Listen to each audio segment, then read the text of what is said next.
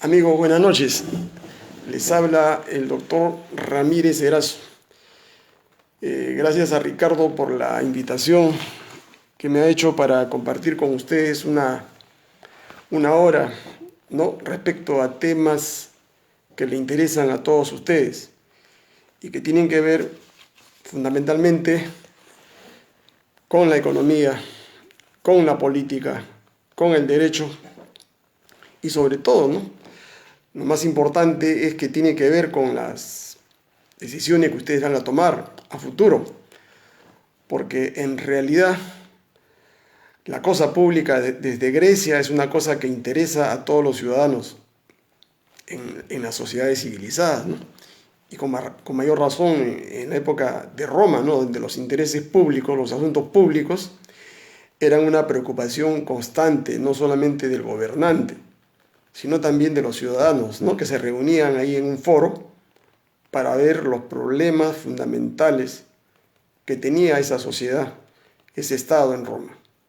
Entonces nosotros en Occidente hemos heredado esa tradición democrática, esa tradición de un gobierno donde, en síntesis, digamos, es el pueblo, es la fuente última del poder, ¿no?, más allá de los problemas que tienen los gobernantes, los gobiernos. Porque en una sociedad democrática bien regulada, bien ordenada, es una pirámide, ¿no es cierto? Una pirámide, ¿no?, en cuyo eje fundamental está el pueblo. A partir del pueblo, que es el poder de poderes, el poder constituyente, si se quieran llamar de alguna manera, es a partir de ese vértice en que se empiezan a tomar decisiones que van a afectar fundamentalmente, ¿no es cierto?, la vida de ustedes, la vida de sus hijos, la vida de sus familiares, la vida de sus amigos, su situación laboral, ¿no?, y sobre todo, ¿no?, los destinos de toda una comunidad política como es el Perú, ¿no?, un pueblo, una nación, ¿no es cierto?, de 33 millones de habitantes, que forma parte de un conglomerado mayor, que es América Latina, ¿no? El Perú no es una sociedad, no es un estado aislado. Y hay que diferenciar bien, ¿no es cierto?, entre lo que es un país, lo que es una nación, lo que es un pueblo, lo que es un gobierno, para poder saber, ¿no?, qué es lo que está pasando en el Perú. Lo que estamos viviendo en el Perú, ¿no?, es una crisis política, ¿no?, ya prolongada, ¿no?, prolongada, que arranca en la segunda vuelta y que se ha amainado, digamos, en esta última semana, ¿no? ¿A raíz de qué? A raíz del cambio del primer ministro, ¿no?, de esa época. El señor Bellido ha sido reemplazado por la señora Vázquez y estamos entrando a un nuevo ciclo político de este gobierno, que para mi entender y para muchos politólogos que conocen más o menos la prognosis de los problemas de una sociedad, nosotros nos estamos derrumbando ya. El proyecto político de Perú Libre del señor Cerrón ha sido cancelado y el día de hoy, ¿no es cierto?, yo acabo de escuchar al ministro de Economía, al señor Pedro Franque, que para el gobierno, hoy día, estoy hablando 17 de octubre, si no me equivoco, domingo 17 de octubre, cuando el periodista le pregunta, bueno, ¿cómo vamos a hacer este asunto en la Asamblea Constituyente? ¿Ustedes van a persistir? ¿Va a haber una nueva constitución? Y la respuesta del ministro de Economía ha sido tajante, ¿no? Para el gobierno que encabeza la señora primera ministra y por ende el presidente Castillo, el tema de la Asamblea Constituyente no tiene importancia como problema de Estado. Esto significa, en buen romance, que ese problema está terminado para este gobierno. Y lo que se espera, según más o menos he podido entender del mensaje, ¿no?, porque en política ustedes tienen que descifrar los mensajes vienen codificados. Posiblemente en las próximas semanas el presidente Castillo va a tener que dirigirse al país, tomar la decisión final, o sea, hacer explícita, ¿no es cierto?, la decisión política, ¿no?, de que su gobierno, lo de la Asamblea Constituyente y la nueva Constitución, no va más. Ahora, ¿cuál es la razón? Esa fue una promesa de campaña política, ¿no?, del presidente. una promesa, digamos, que se está dejando de lado, porque parece ser que Castillo, digamos, a raíz de su viaje a Estados Unidos y todo el paseo que tuvo, ha dado un viraje definitivo, que para mí, ¿no?, y para muchos politólogos ya es definitivo. Él se está enrumbando en una suerte de una hoja de ruta que implicaría, digamos, aceptar, ¿no es cierto?, un gobierno neoliberal en nuestro país y continuar con la línea, ¿no es cierto?, que se trazó con Vizcarra, con Sagasti y ahora con Pedro Castillo. Y el hecho verificable, el hecho objetivo, el hecho que es incontrastable, es que en nuestro país el jefe de gobierno, que es el primer ministro, es la señora Mirta Vázquez, que fue una alta funcionaria del gobierno de Sagasti. Fue la presidenta del Congreso durante esa transición. Y por lo tanto las cosas están claras, nadie se llama escándalo, ¿no? Nadie ya el día de hoy el ministro Franque ha explicitado cuál es el derrotero que vamos a seguir en estos años que vienen. Lo que está en duda, ¿no es cierto?, en estos momentos es si la vacancia va a persistir, y eso se va a definir, digamos, de acá a 20 días, cuando la señora primera ministra vaya al Congreso a dar su mensaje al país. Fíjense, es bien importante, ese mensaje va a ser la confirmación de una decisión política que ha tomado ya el presidente Castillo, sino que la está dilatando. Entonces ella va a ir al Congreso a dar su mensaje y pedir el voto de confianza, pero tiene que llevar la cabeza del ministro del Interior y la cabeza del ministro de Educación. Si es que ella va con esas dos propuestas que le exige la oposición liberal y de derecha, entonces tendrá el voto de confianza. Si no se hacen esos cambios, el día de hoy también la noticia es que mañana la señora primera ministra se va a entrevistar con la bancada de APP, del partido del señor Acuña, y con la bancada de Perú Libre, que preside el hermano de Vladimir, el señor Valdemar Cerrón. Y hoy se sabe, ¿no es cierto?, de que mañana le van a hacer un desaire.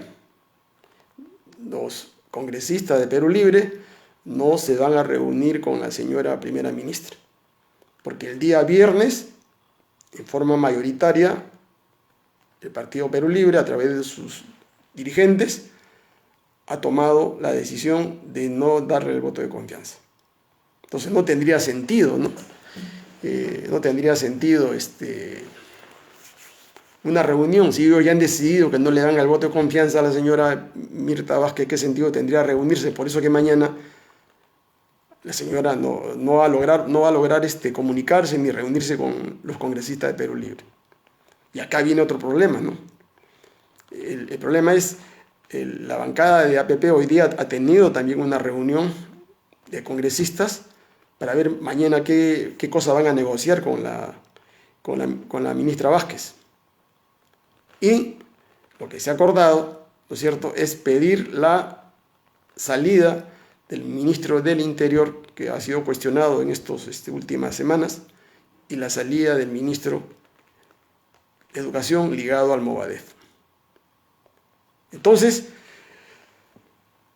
y en esa misma línea, los de APP están la gente de Fuerza Popular, la Fuerza de Renovación Popular, Partido Avanza País. O sea, a mí me parece que la situación está casi definida.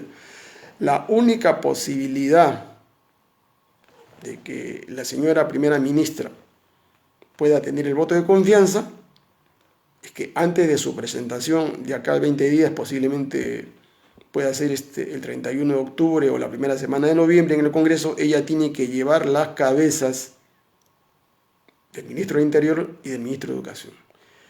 Si no hace eso, el Congreso en su mayoría no le va a dar la confianza. Y la consecuencia de eso es que se produce la crisis política, ese gabinete tendría que renunciar.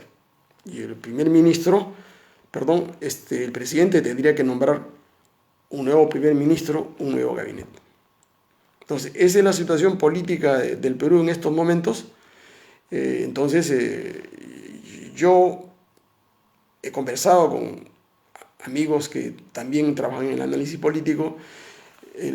Nosotros consideramos, ¿no es cierto?, que el presidente va a jugársela, digamos, por el voto de confianza, o sea, va a sacrificar a los dos ministros. Si ya sacrificó al señor Bellido, si ya sacrificó al otro ministro, al canciller, al señor Béjar, evidentemente no le va a temblar la mano, pues, ¿no es cierto?, para poder sacrificar a estas dos personas que están cuestionadas en aras de una supuesta gobernabilidad, para que él pueda comenzar a gobernar este país, porque justamente se van a cumplir los 100 días con la presentación, digamos, de la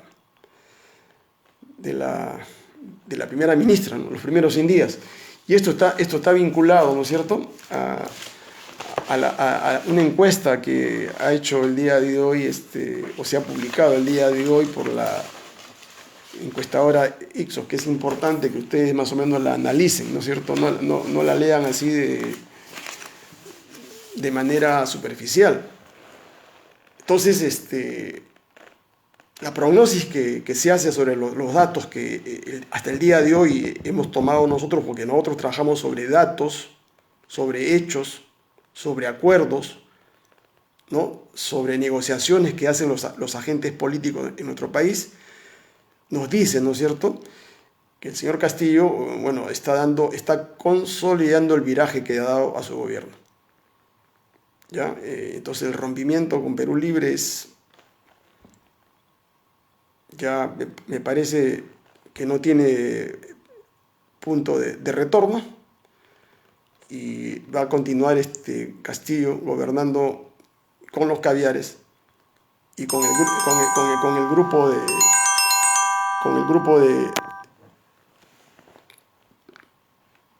de los maestros del Movadef, ¿no?, que significan ¿qué cosa? Significan sencillamente que Castillo está optando por una posición en cierta medida pragmática. ¿Qué cosa le conviene al país? ¿Qué necesitan los peruanos? Fíjense, en esta encuesta que se publica el día de hoy, que Castillo la toma, digamos, como un insumo para sus decisiones, aparece claramente, digamos, su desaprobación, ¿no? Ha subido en su desaprobación al 48%, y esto ha debido, digamos, hacerlo pensar a él, ¿no? Fíjense, a pesar de que se ha producido el cambio del gabinete, de que se pensaba que se iban a calmar los mercados, que iba a disminuir el ruido político que llaman los economistas. Ahora, esta encuesta evidentemente está manipulada, pero es referencial, ¿no? Los economistas, los estadísticos, tomamos los datos, los insumos, digamos, para hacer el análisis de manera referencial. Esto está, digamos, cruzado con otra información que tenemos. Pero lo cierto es, ¿no es cierto?, que Castillo está en una situación de descenso político en la aprobación presidencial. Puntos más o puntos menos. Bueno, allá los que se quieran, digamos, los que quieran autoengañarse, los que quieran suplantar la realidad, los hechos, en base a sus suposiciones, sus especulaciones o sus amores partidarios, su militancia partidaria, es un problema de ellos. Yo lo que trato a ustedes más o menos de informarles es de lo que está sucediendo en el país sobre la base de datos, de hechos, de información que está sucediendo en nuestro país. Esta es una información que se remite, ¿no es cierto?, a las empresas que que toman decisiones en el Perú, que manejan capitales, que manejan, digamos, inversiones, los decisores políticos en nuestro país. Entonces, por eso es importante, es vital que ustedes puedan darse, digamos, cuenta de a dónde nos estamos dirigiendo. ¿Ya? Evidentemente que a mucha gente de Perú Libre no le va a gustar esta información, pero sencillamente son los hechos, señores. Yo no puedo cambiar los hechos. Los hechos nos dicen, digamos, cuál es la ruta que se va a seguir, ¿no? Ahora bien, acá, digamos, lo que también se está, digamos, dejando entrever que acá hay un problema de gobernabilidad, un problema de gestión, ¿no? Ricardo hacía alusión en su intervención de las 8 de la noche, digamos, al problema de qué gente el Perú necesita para gobernar este país. Y este es un problema que se está también transparentando, ¿no? El gobierno no tiene ministros capaces, adecuados para la gestión pública. Entonces, ese es un costo político que es bastante alto y que el presidente pues, va a tener que tomar también otra decisión. Con ese gabinete no tiene futuro. Y eso se va a ver claramente en los índices de crecimiento del Producto Bruto Interno, señores. Yo al escuchar y al ver el día de hoy a Frank, lo he visto con una cara pues, de cementerio, ¿no? Las cosas no están mejorando en el país. Acaba él de anunciar que ha vendido bonos más o menos por 180 millones de soles. O sea, nos sigue endeudando a nosotros, a pesar de que se habla de una bonanza económica, ¿no? O sea, ¿qué necesidad que tiene el Perú, ustedes, los peruanos? Porque al final los que pagan esos préstamos somos nosotros. ¿Qué necesidad tiene el Perú de endeudarse? Y según el presupuesto que él ha presentado para el otro año, el endeudamiento más o menos en lo que va del próximo año llegará a los 5.000 millones de dólares. La pregunta es, ¿no es cierto? Si estamos en esa línea, ¿en qué se diferencia, digamos, este gobierno de los otros gobiernos? ¿Y qué cosa le conviene al país para poder salir de este marasmo, de esta situación de inercia? Entonces, el problema lo tiene que decidir la fuente del poder, ¿no? Que es el pueblo. El día 30 de octubre o la primera semana de noviembre, cuando la señora Mirta Vázquez vaya a pedir el voto de confianza, nosotros vamos a enterarnos, ¿no? Del desenlace de esta novela, porque para mí es una novela, ¿no? ¿Y qué cosa esperamos los peruanos? Los peruanos esperamos que el gobierno solucione los problemas fundamentales que tenemos en estos momentos, ¿no es cierto? Que son fundamentalmente el problema del empleo, creación de empleo, porque estamos en piloto automático. Necesitamos el problema de solucionar de una vez por todas el asunto de la pandemia, ¿no es cierto? Que se termine, digamos, de efectuar todas las medidas necesarias para volver a la normalidad.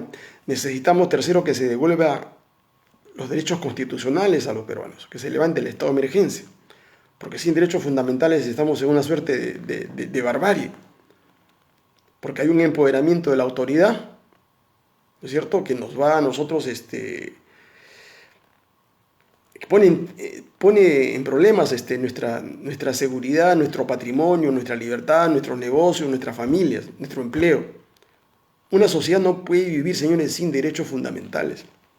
Eso es estar en la barbarie. Los derechos fundamentales se suspenden en situaciones excepcionales. En caso de guerra civil, de invasión de terceros, de una grave conmoción. Pero ya el gobierno tiene la obligación, tiene el deber de levantar ese estado de emergencia. Y el tercer problema, el cuarto problema que tiene que solucionar Castillo acá en el corto plazo es el problema del combate a a la delincuencia, ¿no? Porque tampoco estamos viendo acciones concretas. La zona criminal, las bandas criminales se están extendiendo en todo el Perú. Y ahí hay un problema grave, ¿no es cierto?, con la legitimidad del Estado. Una de las razones por la que existen los estados en Occidente es que tienen que darle seguridad a la población. Mire, una comunidad, un pueblo, ¿no es cierto?, ingresa o forma una sociedad política,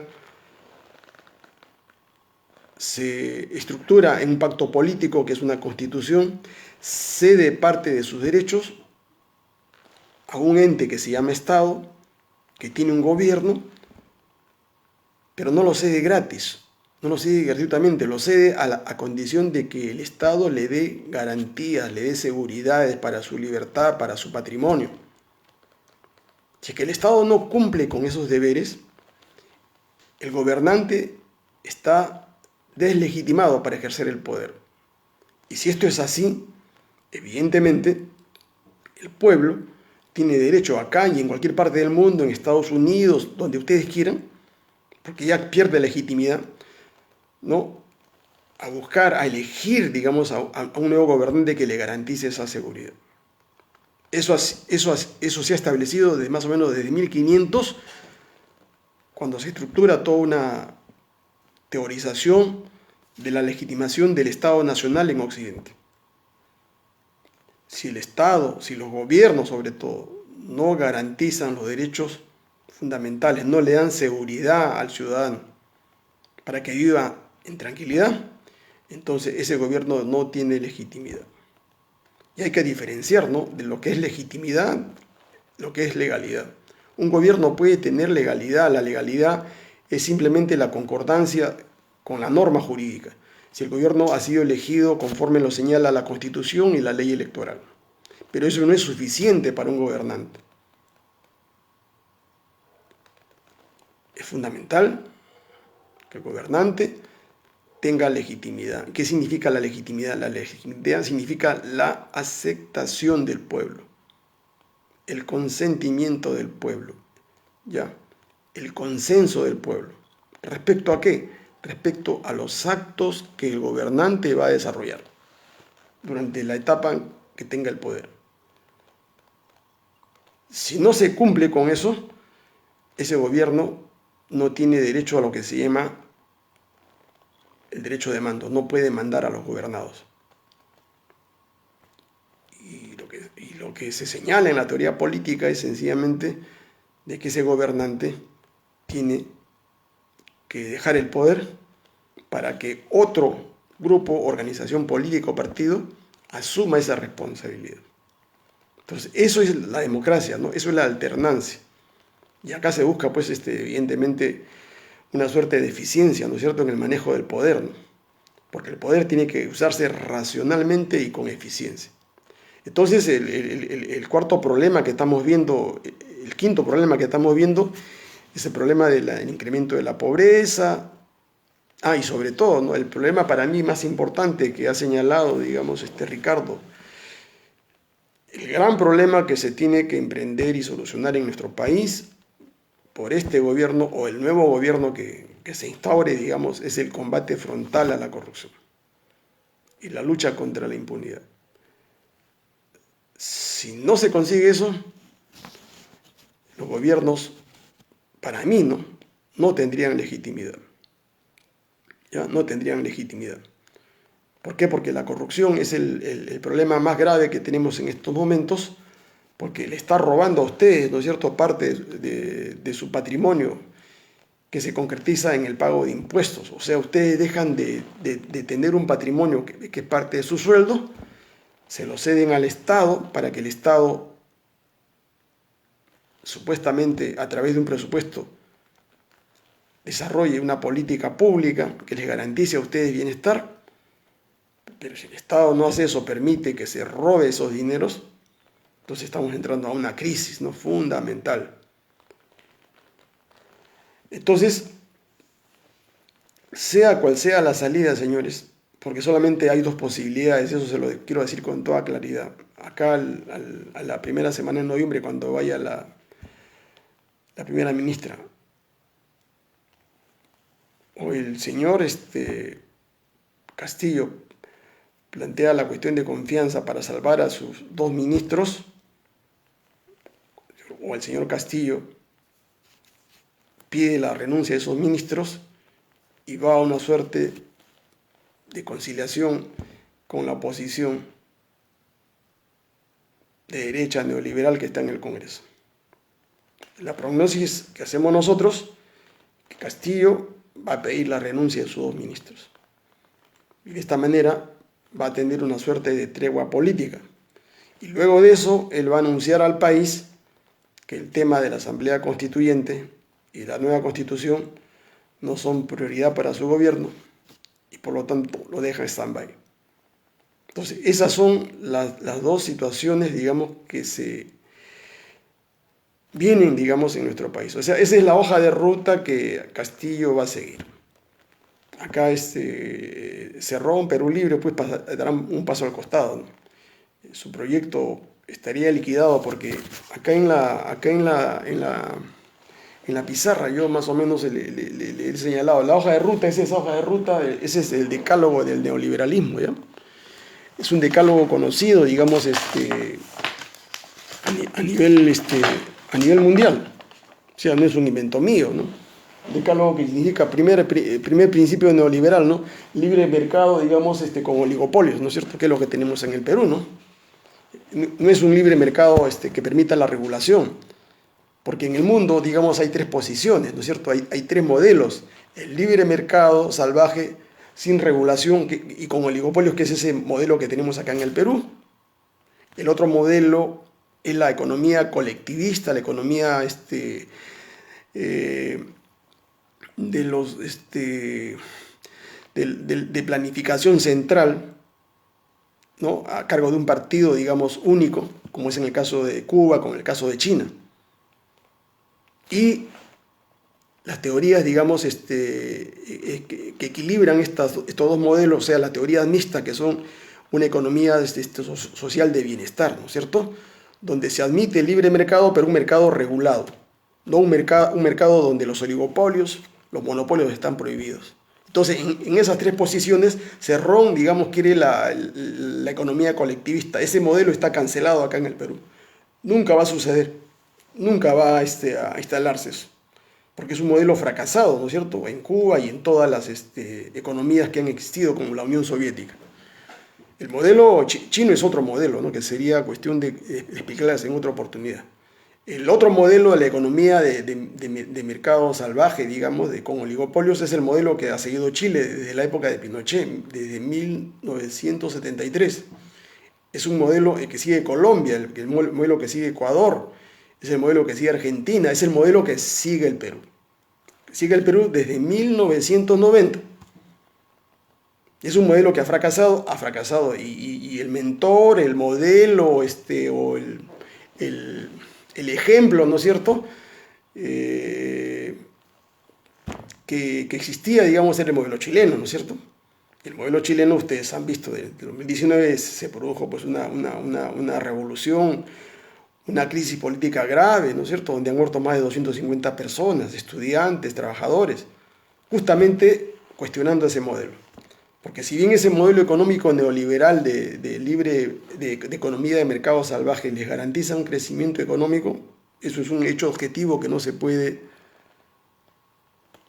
tapar con los dedos, porque cuando los neoliberales dicen, sí, pues en estos 30 años el Perú creció, sí, pues creció pues numéricamente, eso es irrefutable. Creció numéricamente, porque ustedes la economía la tienen que ver desde dos ángulos. Desde el punto de vista de la economía real, o sea, de la economía de la gente que trabaja con un sueldo mínimo de 930, y de la economía virtual, ¿no? Entonces, el modelo en Chile ha fracasado, y por eso que los chilenos cuestionaron ese modelo y estuvieron a punto de producirse ahí un golpe, ¿no es cierto?, lo que llaman un golpe popular, un golpe de masas, ¿no? Y Piñera y todo el bloque de derecha, ante la protesta, los muertos y la policía, ya no, los carabineros y la Fuerza Armada no se querían meter en ese problema, porque ellos sabían cómo acaba eso, ¿no?, con más muertos. Y ellos saben el caso boliviano, el caso de la presidenta, esa interina provisional neoliberal Yáñez, que está presa en estos momentos porque justamente ella ordenó que la Fuerza Armada y la policía hagan frente a la protesta social de la población en Bolivia. Y eso costó más de 150 muertos. Y por ese motivo, la presidenta está presa con un proceso por asesinato, por muerte de muchos civiles. Entonces la Fuerza Armada no se quiere comer ese problema, y tampoco la policía. Entonces los chilenos han tenido que optar, ¿no es cierto?, por una salida política, ¿no es cierto? O sea, ahí se han puesto de acuerdo toda la derecha con toda la izquierda, entonces los dos bloques, para una salida política, o sea, ir a la fuente de poder. ¿Cuál es la fuente de poder? La fuente de poder es el pueblo. ¿Y cómo se resuelven los conflictos finales? Como les decía ayer, ¿no es cierto? Los conflictos políticos, sociales graves no los soluciona el Tribunal Constitucional. Seis o siete señores del tribunal no tienen capacidad, ¿no es cierto?, política para poder procesar y definir un conflicto social y político y económico que afecta a 33 millones de peruanos. Ellos pueden resolver conflictos jurídicos, normativos, pero el conflicto político tampoco lo puede resolver el Jurado Nacional de Elecciones, porque es un jurado que solamente administra justicia electoral, supervisa las votaciones, no lo resuelve tampoco el OMPE, no lo resuelve la Fuerza Armada, lo resuelve únicamente el pueblo, pero de manera civilizada, ¿no? Entonces en Chile llegaron a un acuerdo político. No es que en Chile la fuerza de izquierda hayan forzado el referéndum, hayan sacado sus planillones, hayan obtenido 2 millones de firmas y han logrado el referéndum. No, así no fue. En Chile el camino ha sido concreto y los que no saben, en Chile todos los partidos políticos, como en el año 79, cuando se dio la constitución de ese año en el Perú, se pusieron de acuerdo para reformar la constitución de Pinochet, que acá la tengo. Entonces, ellos dijeron, bueno, ya, con ustedes la derecha, ustedes la izquierda, no nos ponemos de acuerdo. Que el pueblo decida, pero lo vamos a hacer de una manera civilizada. Entonces, reformó la constitución, y entonces, luego de que se reforma la constitución es que se hace el referéndum, aprobado por todos ellos. ¿Por qué? Porque ellos tenían el temor de que esto escale y se produzca 300, 400, 500 muertos, o de repente la gente desbordaba y sacaba pues a Piñera de Palacio y se instauraba una dictadura mucho más sangrienta, totalitaria, ¿no? Entonces optaron, el pueblo chileno fue a votar al referéndum, pero previamente se reformó la Constitución y contestó dos preguntas, ¿no? ¿Está usted de acuerdo en que se convoque una asamblea constituyente, sí o no? Y el pueblo chileno, en su mayoría, dijo sí. Creo que el 78-80% dijo sí. Y por lo tanto, el pueblo chileno, al decir que sí quería una asamblea constituyente, pero previamente se reformó la constitución pinochetista, optó, ¿no es cierto?, por irse, digamos, a una segunda elección. No, a una segunda elección para elegir a los constituyentes. En esa segunda elección se ha elegido a los constituyentes y ahora están en el proceso, ¿no?, de elaborar su constitución, que es un camino totalmente diferente a lo que vivimos en el Perú. Las coyunturas políticas son distintas, por eso la lectura que hace Perú Libre, que hacen una serie de gentes, digamos, que están totalmente desinformados, o gente dogmática que creen que esto es Rusia, ¿no? 1917, cuando se fuerza en febrero del 17 la primera revolución contra el zar, ¿no es cierto? Y luego los bolcheviques juegan a la dualidad de poderes, crean un doble poder, y luego en octubre del 17, luego de 6 meses que se instala el gobierno provisional democrático burgués, digamos, ellos dan un golpe de Estado, un putsch. Quieren jugar a eso, es imposible en el Perú, señores. Están total y absolutamente equivocados, están fuera de la realidad. ¿Ya? Entonces, en el Perú, digamos, y hay otro grupo de ultraderecha que está recolectando firmas también porque se han polarizado, ¿no? Para hacer un referéndum, digamos, que pida, digamos, a la población un referéndum para que diga que nunca más haya reforma constitucional, o sea, que la Constitución se quede así como está, pétrea, como una roca, que no se cambie, no se toque ni una coma. No, es sería, ¿no?, un referéndum contra la Constitución, ¿no? La desnaturalización del referéndum. Porque un referéndum no se usa para negar derechos fundamentales. Y disculpen ustedes que es una bestia el que está, estos abogados, porque son grandes estudios de abogados con la CONFIEC y todo el poder económico el que está propiciando esto, ¿no? De que se haga un referéndum para que no se reforme la Constitución. Eso es absurdo, eso es irracional. Porque en toda sociedad humana, digamos, uno no puede negar un derecho fundamental a un ciudadano, que es el derecho de participar en los asuntos públicos, de votar. O sea, este grupo que creo que lo encabeza un muchacho que lo han puesto ahí como mascarón de apellido Gersi. Él es el mascarón de la gente que está atrás. Atrás hay una serie de dinosaurios. Pero lo ponen al muchacho, digamos, lo utilizan, lo manejan. El muchacho no sabe lo que está hablando. No se puede negar ningún derecho fundamental a ningún ciudadano. Eso está prohibido por la Declaración Universal, está prohibido por los tratados internacionales de derechos humanos y está prohibido también por nuestra Constitución, la del 79 y todas las constituciones históricas. O sea, el pedir que no haya reforma constitucional es una irracionalidad. Eso se llama el antiderecho. Que por lo tanto eso no va a pasar, ¿no?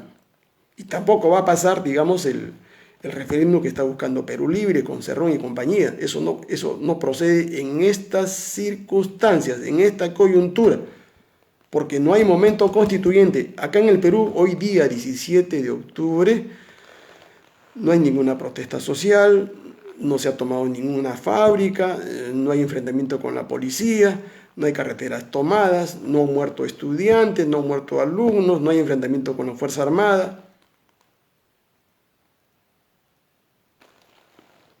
En Chile había eso, en Chile se estaban matando, señor. Todos los días se mataban en Chile. En Chile no se podía parar eso sacando a más ejércitos, a los marinos, a la Fuerza Aérea, a seguir matando a los chilenos. Ellos se dieron cuenta del asunto. ¿Y qué cosa tenía que hacerse? Una salida política.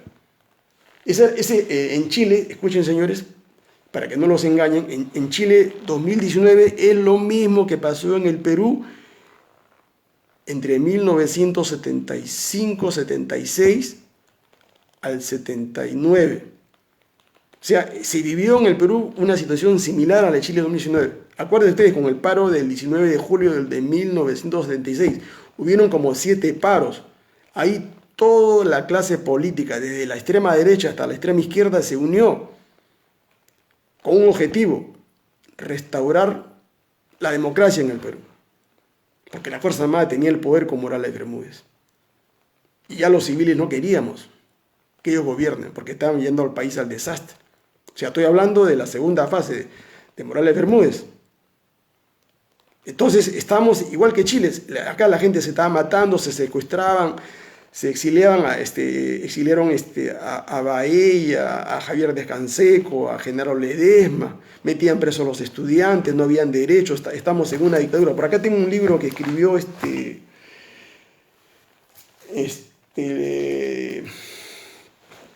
conocido, fallecido, profesor de la Católica, Enrique Bernales, donde ilustra la coyuntura política de ese momento. Entonces la pregunta es, ¿la coyuntura actual de Perú, octubre del 2021, es la misma que la chilena o la misma que tuvo el Perú el año 1976? En lo absoluto, pues, señores. Disculpen, son tan brutos los de Perú Libre que no se dan cuenta que las constituyentes, ¿no es cierto?, se dan contra el poder, contra el gobierno de turno. Todas las constituciones nuevas, todas las asambleas constituyentes se dan contra el que tiene el poder, contra el zar en Rusia, en México contra Porfirio Díaz, que tuvo el poder 60 años, en Chile contra Pinochet, que tenía el poder. Pero acá, ¿quién tiene el poder? Supuestamente lo tiene Perú Libre. Perú Libre es el partido oficialista con Castillo y Cerrón. ¿Cómo ellos van a propiciar huelgas, paros ¿Cómo el señor Castillo va a mandar a la Fuerza Armada, a la policía, a paliar o a meter bala, digamos, a estudiantes que salgan a protestar? No, es un sentido, es una irracionalidad, no saben lo que están hablando. Entonces, el único camino que queda, señores, acá, para poder, cambiar este país en estos momentos, en esta coyuntura, es restaurar la Constitución de 1979. Escuché al señor Antero Flores Arauz. Bueno, yo lo disculpo a él porque él no es constitucionalista, él no conoce de teoría política. No, cuando Ricardo le hace una pregunta fundamental, ¿no es cierto?, del modelo económico, los contratos de ley, que es la columna vertebral de esa Constitución, él dijo que Estados Unidos también lo tiene. Es falso, mentira. Acá tengo la Constitución americana. No tiene, digamos, esa cláusula. Al contrario, los americanos o norteamericanos son proteccionistas, son nacionalistas. No permiten contratos ley. Menos la chilena, esta constitución que está acá, la de Pinochet, no hay contratos ley. Ese modelo monstruoso es el único, la única institución que se creó en el Perú. Y no es como él dice, no fue una creación de los congresistas, no, en lo absoluto. El señor está fuera de la realidad, ¿no? Esa constitución fue trabajada en el servicio de inteligencia. El señor Lourdes Flores, el señor Flores Arauz eran minoría con Rafael Irré. Ese Congreso Constituyente estuvo dominado por el fujimorismo, por el fujimontesinismo. Y ahí eso se resolvía con votos. Ya habla de Carlos Torres Lara, que es mi colega, fue mi colega en la Facultad de Derecho. El señor Carlos Torres Lara no sabía nada de derecho constitucional, porque su especialidad era, él dictaba, hasta en vida dictaba derecho de cooperativas. Toda la vida ha dictado cooperativismo. O sea, él teóricamente no era un neoliberal, porque el cooperativista no acepta la regla de mercado. El cooperativista pregona una economía solidaria, una economía donde no haya lucro, donde no haya ganancias. Entonces no me va a decir él, ¿no es cierto?, que Torres Lara o ellos. Eso fue montado por el Servicio de Inteligencia y eso está probado en los juicios contra Montesinos. Hay 3 abogados detallaron, y está grabado eso. Desde que esa constitución se hizo en el Servicio de Inteligencia y con la asesoría de los grandes estudios de abogados, que eran, ¿no es cierto?, los que asesoraban a las grandes corporaciones que luego vinieron a llevarse todas las compañías nuestras. La refinería La Pampilla, los peajes, las carreteras, Hierro Perú, Sider Perú, todas esas compañías, cuando vinieron acá, fueron asesoradas por estos grandes estudios. El Checopar y compañía, sería una larga lista de detallarles los grandes. Tenemos ahí el ranking de estos estudios. Muñiz, ¿no?, que fueron los que le entregaron, digamos, a través de contratos las empresas peruanas. Entonces, evidentemente, pues se trata de una información totalmente sesgada, ¿no? Y además, habla de los contratos de ley, como tiene una mentalidad civilista, ¿no es cierto? El derecho público es distinto del derecho privado. En el derecho privado prima lo que se llama autonomía de la voluntad de las partes, o sea, los privados. La voluntad de ellos es la que define un contrato. Ahí se aplica un principio que se llama el pacta sunt servanda. ¿Qué significa eso en castellano? Los contratos deben cumplirse de acuerdo a sus términos y de buena fe, y según la común intención de las partes. Eso es Código Civil. Pero en derecho público no cabe ese principio está modulado, está regulado por un principio fundamental que es el interés público.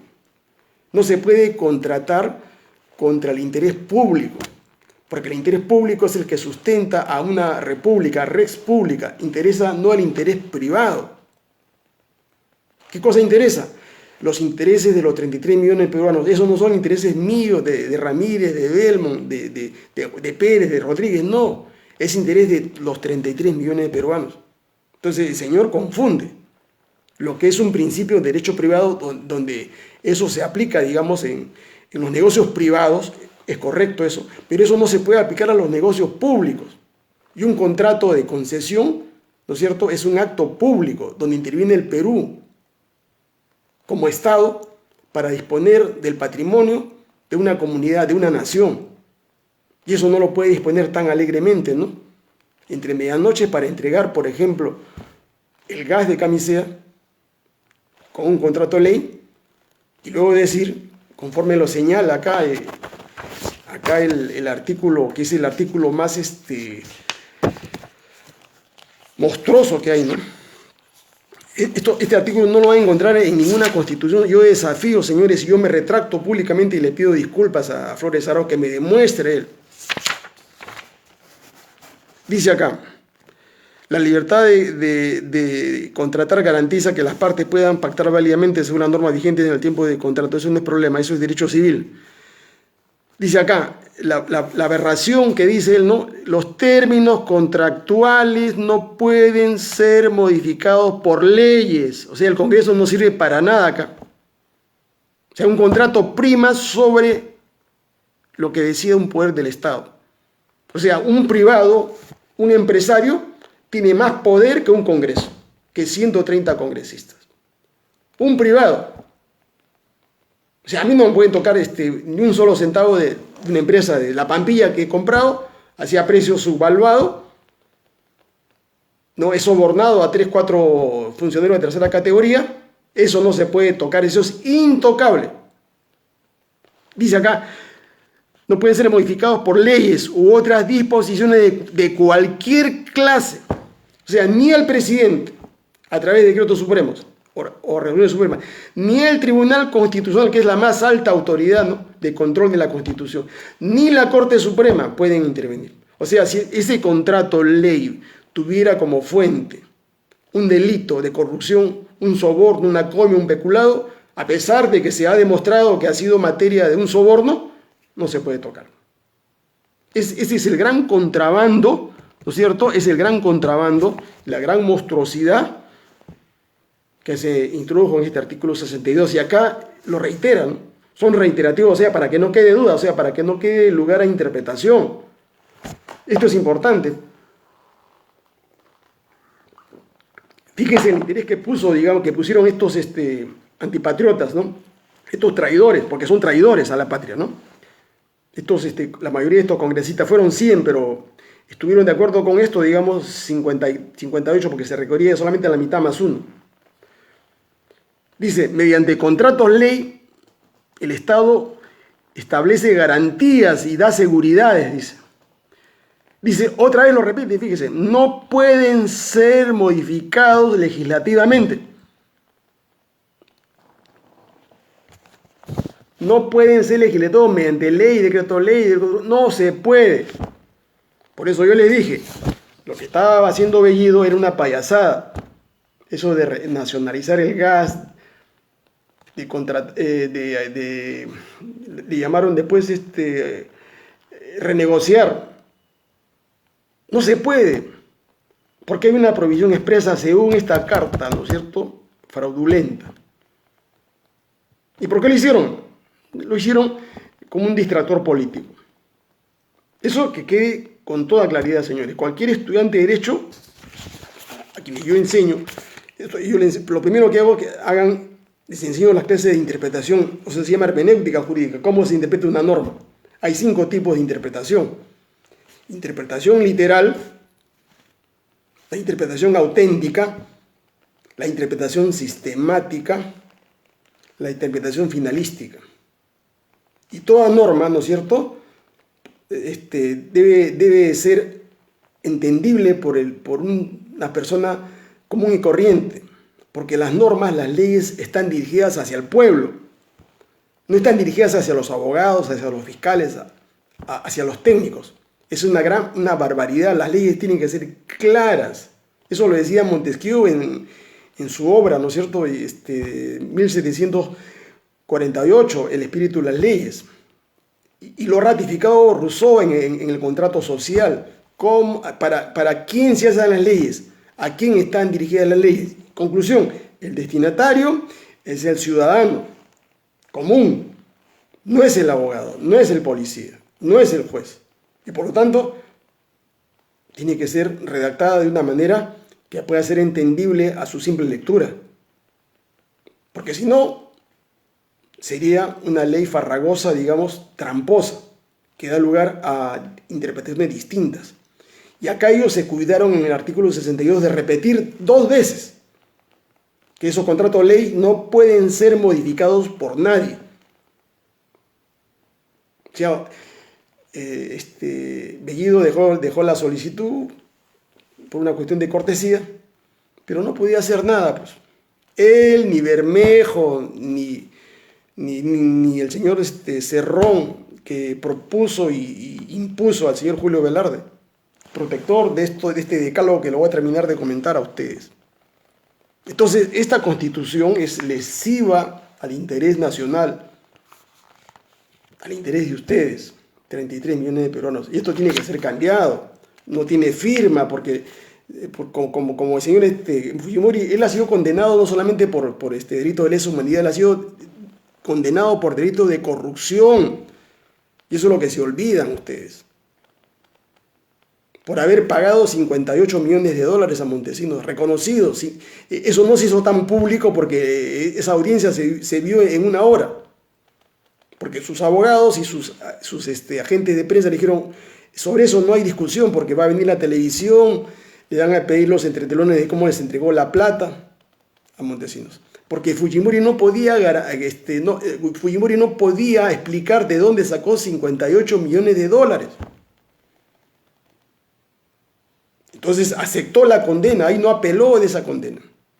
Y está colgada porque esa condena yo se la distribuyo a mis alumnos, todas las sentencias de los casos grandes, ¿no? De Vizcarra, y mis alumnos son gente muy inteligente, interpreta, porque de repente yo estoy equivocado, ¿no? Pero son cerca de 300 cabezas en diferentes promociones, yo les pido una opinión jurídica. Y el 100% tiene una interpretación literal de las cosas, ¿no? Entonces acá se cuidaron ellos. Pero le pregunto, ¿y por qué no hicieron lo mismo para establecer la cuestión de confianza y la vacancia presidencial? ¿Por qué no definieron ahí, digamos, en el caso de la vacancia por incapacidad moral? Ahí hicieron pues un fraude, ¿no es cierto?, para crear conflictos políticos. Porque esta constitución fue diseñada por el dictador Fujimori para gobernar por 50 años. Yo tengo la prueba de eso, tengo las grabaciones. Y para eso necesitaba él tener la capacidad de disolver el Congreso cuando a él se le antojara. E introdujo, ¿no es cierto?, ese artículo donde el presidente puede disolver el Congreso a su interpretación. Y eso fue lo que hizo Vizcarra, pues. Utilizó el 134, dice, el presidente de la República está facultado para disolver el Congreso si éste ha censurado o negado su confianza a 2 consejos. Y se acabó.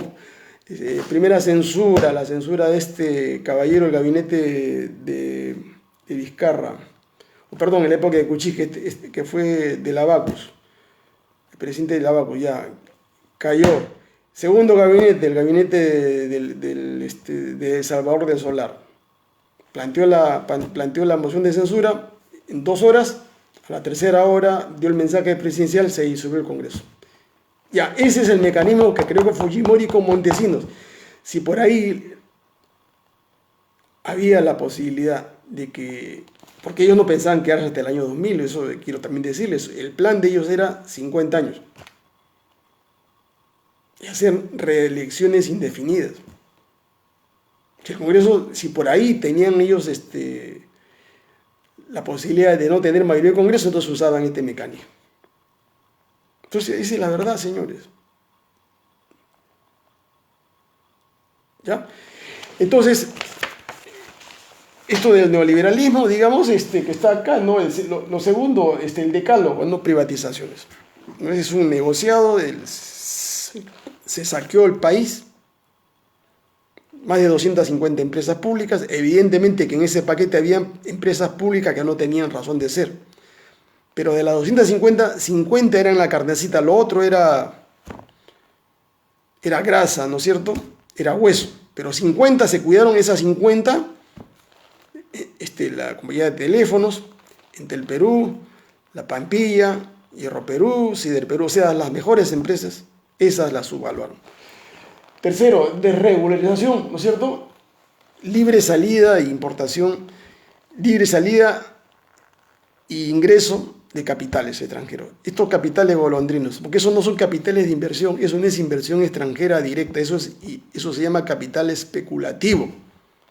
Son capitales que hoy día están en el Perú, mañana están en Ecuador, pasado están en Bolivia, traspasado están en Chile, buscando, ¿no es cierto?, ganar dinero en un mes. Esos son los capitales que se han ido del Perú en estos últimos 6 meses, ¿no? Capitales especulativos, que no crean riqueza, señores. Ese es el gran fraude que cometió Julio Velarde. Esos capitales, los 15.000 millones de dólares, son capital vampiro, que viene al Perú acá a succionar nuestra riqueza. Y cuando ven, ¿no es cierto?, que se puede ganar dinero especulando con información que le da el Banco Central de Reserva, entonces ellos juegan, compraron a 3.60, ¿no es cierto?, y cobran a 4.20. Es una ganancia fabulosa, 0,60 céntimos por no hacer nada, solamente porque alguien del BCR le dio la información. Es pura especulación, no crean el cuento de que había incertidumbre, de que había riesgo político, de que no había señales, no había claridad. Y se los pruebo con un dato, con un hecho objetivo.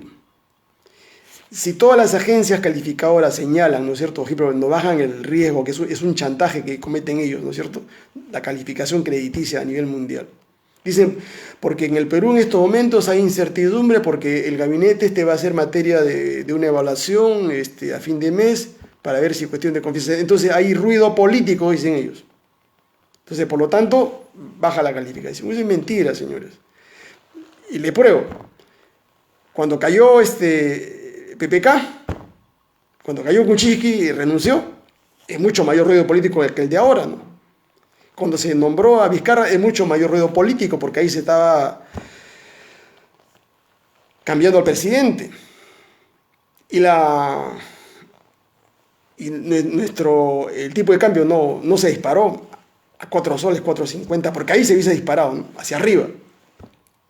Cuando cayó Vizcarra y asumió Sagasti, tampoco hubo esa salida de capitales, el tipo de cambio se mantuvo.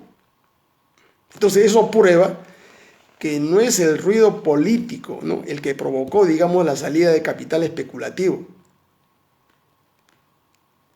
Los 15.000 millones de dólares salieron como consecuencia de un ataque especulativo y de un gran negociado impulsado y promovido por el señor Julio Velarde en el BCR, y que lo utilizó para extorsionar y chantajear a Castillo, y ahí fue avalado, bendecido por Vladimir Cerrón y Verónica Mendoza. Esa es la verdad. El señor Vladimir Cerrón reconoce eso en una entrevista que le hace un periodista, Juan Carlos, que fue director de Correo, Juan Carlos Hidalgo, creo que es, en la revista Sudaca. Entren ustedes, está colgado en mi Face. Y aparecen esas declaraciones reproducidas por Gestión, por Perú 21, por El Comercio. Y ahí Cerrón se jacta, yo fui el que propuso, digamos, que el señor Julio Velarde se quede. Pero ¿que se quede quién, señores? El garante, el protector del modelo que ha saqueado nuestro país durante 30 años. Se han hecho un negociado de más de 340.000 millones de dólares. O sea, el señor Cerrón nos ha estado mintiendo, nos está engañando, como todo comunista, ¿no es cierto?, que tiene doble faz. Dice una cosa de la boca para afuera, pero actúa de otra manera. No me crean a mí, señores. En política, en la teoría política, a un político, esta es la regla de oro fundamental para que haga análisis político. A un político no se le cree por lo que dice. A un político se le evalúa por lo que hace, por sus hechos, por sus gestos. ¿Ya? Ahí sabemos si son consecuentes, si van a cumplir sus promesas o no van a cumplir. Entonces, el Perú está en piloto automático. Cuarta regla, ¿no? Reducción de impuestos, ¿no es cierto? Es regla de oro de los neoliberales. Ellos quieren ganar no solamente saqueando al Perú, también no pagan impuestos. La prueba es que tenemos 30.000 millones de soles que no se pueden cobrar por las grandes empresas, Scotiabank, Telefónica, las mineras, no quieren pagar desde hace 9 años. Pero a una empresa pequeña, la SUNAT le rompe las puertas, se embarga sus cosas, se lleva todo. Pero a estas que están en 10 años que no pagan impuestos, tienen un tratamiento. ¿Por qué? Porque son los grandes estudios de abogados que hicieron esta constitución fujimontesinista los que dilatan, ¿no es cierto?, el pago del impuesto. Y acá está la constitución norteamericana. Acá está. Esta es. Y acá en ninguno de sus artículos está de los contratos. Al contrario, señores. Es una ley, es una constitución, para mí una de las mejores constituciones con la ley fundamental de Alemania, que es la que sirvió para hacer la constitución del 79, donde uno tiene que fundamentalmente definir entre tres situaciones, ¿no? La constitución es antropomórfica, ¿no? ¿Qué significa eso? Defensa de la persona humana. ¿El neoliberalismo defiende a la persona humana? No, porque para ellos el lucro, no, la ganancia, está primero. No le interesa el resto. El otro modelo, se rinde culto al Estado, el Estado colectivista, donde el Partido Comunista controla a toda la sociedad. ¿Se cautela los derechos de la persona humana? No. Entonces la posición está acá al centro, que es la posición de humanismo social, ¿no? Que tiene como primero, segundo, tercero y cuarta finalidad el hombre, el ser humano. Todos sus derechos. De tener derecho al bienestar, con libertades, con igualdad, con solidaridad. Fíjese. Quinto lugar, para un neoliberal ellos creen solamente en la igualdad formal.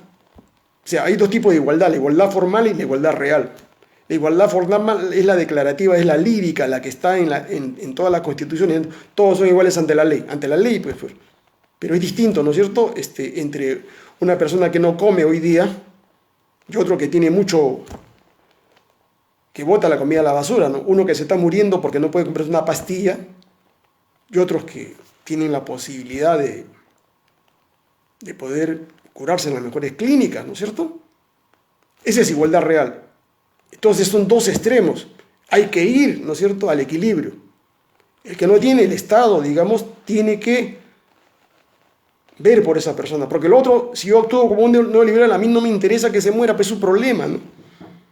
Si no come, es su problema, pues. Yo no tengo por qué darle parte de mi plata para que esta gente pueda comer. El neoliberal piensa así porque es individualista, no es solidario, no es cristiano en un romance. Flexibilidad laboral. Los neoliberales pues arrasan con todos los derechos laborales, ¿no? ¿Por qué? Porque a ellos les interesa tener un trabajador a costo mínimo, ¿no? Un salario de sobrevivencia que no le permite ahorrar, no le permite tener bienestar al trabajador. Solamente trabaja para comer, para pagar la luz, para pagar el agua, para pagar el departamento, o la casa, o la casucha, o la habitación donde vive. Entonces hay que reducir al mínimo, ¿no?, la posibilidad de que pueda, digamos, acumular, ahorrar. La acumulación la hacen, ¿no es cierto?, los grandes empresarios. Financiarización, ¿ya?, de la economía. Esto es importantísimo. Los neoliberales no creen en la economía real, en la economía productiva. Por eso lo primero que hacen es desmantelar las industrias en cada país a donde llegan. Al país que llegan como una suerte de plaga. Lo primero que hacen es destruir la industria nacional. Porque para ellos ganan más plata haciendo del Perú un mercado de compra. ¿De qué? De toda la producción que ellos hacen en otros países. O sea, nosotros somos un mercado para las computadoras, para los teléfonos, para los carros, Para todos. Ustedes examinan todo lo que tenemos está producido en el extranjero. Y el segundo paso es que a ellos les interesa ganar dinero, ya no desarrollando industria, haciendo inversión extranjera directa, sino utilizando los capitales vampiros, los capitales golondrinos. Esos que entran a los estados, a las sociedades, sacan el dinero a través de los intereses y las sobreganancias y se van. No les interesa si crea desempleo, si puedes vivir o no puedes vivir. Eso es importante. ¿Ya? Eso es importante. ¿Por qué? Porque esa forma de desarrollar una economía le produce a una sociedad conflictos. Y nosotros no queremos vivir en medio de conflictos. Y en eso, digamos, el neoliberal está de la mano, así, son como el cara y sello de una moneda, ¿no? El neoliberal con el comunista, digamos, están amarrados, como el día y la noche. O sea, un neoliberal no puede vivir sin un comunista. Son dos antítesis que se necesitan para poder tener un discurso político. Y frente a eso nosotros, los que pensamos en un pensamiento humanista, creemos que esos dos extremos no son la solución para un país como el nuestro, para América Latina, para el mundo. En noveno lugar, eliminación de la salud pública. O sea, lo primero que hacen es privatizar, ¿no es cierto?, todo lo que sea, digamos, atención a la salud. Eso tiene que tener un costo, ¿no? Entonces le reducen presupuesto a los hospitales públicos, lo desmantelan o lo dejan a su suerte. No es prioridad. No es prioridad para poder, digamos, darle garantías, atención de salud de primera a los ciudadanos. Y finalmente, ¿no es cierto?, globalización, ¿no? Deslocalización de todas las industrias, ¿no es cierto? Y ese es uno de los problemas que ha tenido Estados Unidos, el problema que en estos momentos se está viviendo por la suerte de crisis en el transporte, en el flete, ¿no es cierto? Eso se llama en la logística de aprovisionamiento. Como las industrias americanas se han trasladado a China y hay problema con el flete, con el traslado de esas mercancías, en Estados Unidos se ha disparado la inflación. ¿Por qué? Porque hay un desfase en el stock de bienes y servicios. ¿Por qué? Porque los gringos no producen ya en su país, producen en otros países. Ustedes me dirán, bueno, ¿por qué no quieren ayudar a su país, no quieren favorecer a Estados Unidos? No. Es que el capitalista americano no tiene corazón, no tiene patria, no es patriota. Porque un trabajador americano les cuesta a ellos más o menos 15 a 20 dólares la hora. 15 a 20 dólares la hora, señores. Eso es lo que paga en una fábrica. En China está pagando 50 centavos de dólar o $1 la hora. ¿Cuánto está ganando por cada jornada laboral? Sumen ustedes. En Estados Unidos paga 15 a 20 dólares, 20 dólares la hora. Y en China póngale $1 la hora. Está ganando 19 dólares por producir la zapatilla Nike, por producir la computadora, los chips, por producirlo en China, gana 19 dólares. Es un negocio redondo, pues. Y los chinos permiten eso, sí, pues a los chinos les interesa. ¿Por qué? Porque ellos están aprendiendo, ¿no es cierto? Están captando la tecnología, la están copiando y luego la van a utilizar. ¿Para qué? Para ellos montar sus fábricas, ¿no? Y luego elaborar productos y venderlos en todo el mundo. Entonces, cuando los gringos se han dado cuenta de eso, con Trump, se han vuelto nacionalistas. ¿Ya? Y han querido relocalizar regresar las industrias que están en China hacia Estados Unidos. Pero los dueños de las fábricas de la composición no quieren regresar. ¿Por qué? Porque regresar las fábricas de computadoras a Estados Unidos significa pagarles 20 dólares la hora. ¿Ustedes qué preferirían? ¿Pagar 20 dólares la hora en Estados Unidos o pagar $1 la hora en China? Es evidente, pues es la mentalidad del lucro, ¿no? del capitalista, ¿no? Finalmente, pérdida de soberanía, ¿no? Al neoliberal no le interesa, ¿no? Como no tiene patria, ¿no es cierto? Le da igual que estos casos los resuelva un tribunal arbitral en Estados Unidos, manejado por el CIADI, y acá no, ellos no quieren que intervengan el Tribunal Constitucional, la Corte Suprema. Esos tribunales no sirven para ellos. Eso en todo contrato que celebran acá en el Perú, el Estado peruano hace renuncia, ¿no es cierto?, a hacer uso de la justicia nacional. Y ahí en el contrato se someten a la justicia arbitral, ¿no?, del CIADI, que es un organismo del Fondo Monetario de las grandes corporaciones. Entonces las cosas están cantadas. Ese decálogo neoliberal es el decálogo que ha aceptado Castillo, ¿no es cierto? Y cuyos ejecutores acá son Pedro Franque.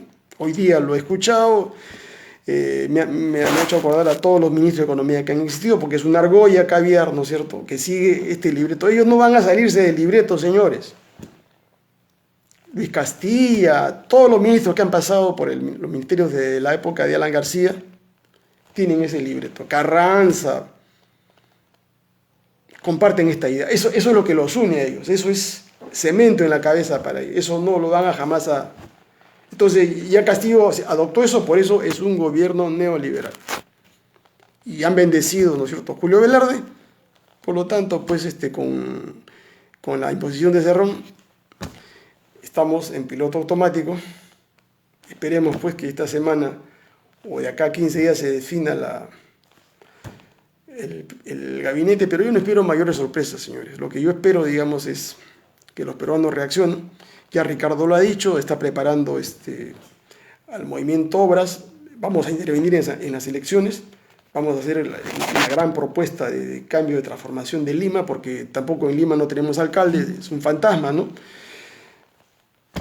El que fue impuesto por el cártel de la prensa, ¿no es cierto?, que es una elección fraudulenta, donde Ricardo debió ser elegido. Ricardo tiene pues los pergaminos, ustedes no se imaginan, racionalicen, le voy a dar solamente 4 datos. Lima no puede estar sujeto a experimentos como el Perú, ya no estamos para experimentos. No estamos para forzar y para ver si puede o no puede, para una persona que vive a costa del Estado, que se ha favorecido con concesiones como Porqui, que ha hecho su riqueza en base a negociados, y que es el autor, ¿no?, el cerebro financiero, la inteligencia financiera, la arquitectura financiera, es el cerebro del saqueo de los peajes, porque él fue el que diseñó, ¿no es cierto?, a favor de Luis Castillo, porque él es el brazo derecho financiero de Luis Castañeda Locio, el que entregó los peajes a todas estas grandes corporaciones. O sea, ahí que no se va a salvar, el señor Porqui, López Alega no va a decir que no sabía, él es el cerebro financiero, señores. Entonces, ¿qué cosa puede hacer si eventualmente se da la locura de que sea alcalde? O sea, Lima pues la van a recontra privatizar, ¿no? Y en otra oportunidad vamos a hablar ya del programa municipal, ¿no?, de Lima 2021-2050, que Ricardo está elaborando con un grupo de técnicos, de arquitectos, de ingenieros, de planificadores y de economistas. Porque Ricardo tiene lo que no tiene, pues tiene experiencia comprobada, ¿no? 2 gestiones exitosas. Fíjense, experiencia comprobada. Es un gestor público, Ricardo, que no va a aprender, y él ya sabe ya cómo se maneja este vehículo. Y tercero, no es un tipo honesto. Han interpuesto más de 1000 denuncias a él y a el equipo que estaba en esa época en la municipalidad, por una venganza de Fujimori, ¿no?, y Montesinos, ¿no? No porque Ricardo haya cometido algún tipo de ilicitud, ¿no?